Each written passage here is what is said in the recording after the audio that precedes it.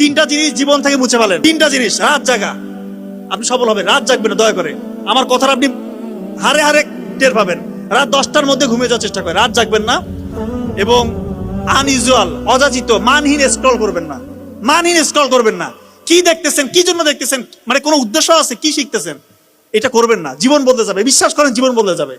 আর হচ্ছে খারাপ সঙ্গ, ব্যাড সার্কেল, টক্সিক সার্কেল থেকে বের হয়ে আসেন।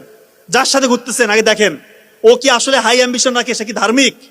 আগে ভালো করে চিন্তা ভাবনা করে দেখেন যে সত্যিকার অর্থে যে ভালো হয় ওর সাথে সময় কাটাতে পারেন, কোনো সমস্যা নেই। আমি বলতেছি না ঘরের কোণে বসে সারাদিন পরো না, খেলাধুলা করবেন, আপনি ধর্মীয় বই পড়বেন, কালচারাল অ্যাক্টিভিটিস যেটা ধর্মের সাথে যায় এরকমগুলো করবেন।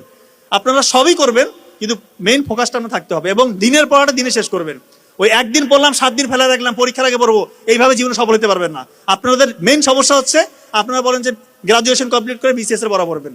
বিসিএস বলে না, যেটাই হতে চান এখন থেকে আপনারা স্কিল ডেভেলপ করেন। স্কিল ডেভেলপ করতে হবে এখন থেকে, না হলে ওই সময় যে পারবেন না। সময়ের সাথে যদি আগাইতে না পারেন, সময় আগায় যাবে, আপনি পিছনে পড়ে যাবেন, ব্যাকফুটে পড়ে যাবেন। একটা কথা আছে, সময়কে হয় ব্যবহার করো, না হয় সময় তোমাকে ধ্বংস করবে। কথা কি বুঝছেন? হয় সময়কে ব্যবহার করো, না হয় সময় তোমাকে ধ্বংস করবে।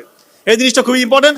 সর্বশেষ কথা, যে কোনো রকমের অন্যায় দেখলে অবশ্যই প্রতিবাদ। অন্যায় দেখলে প্রতিবাদ করতে হবে। সিংহ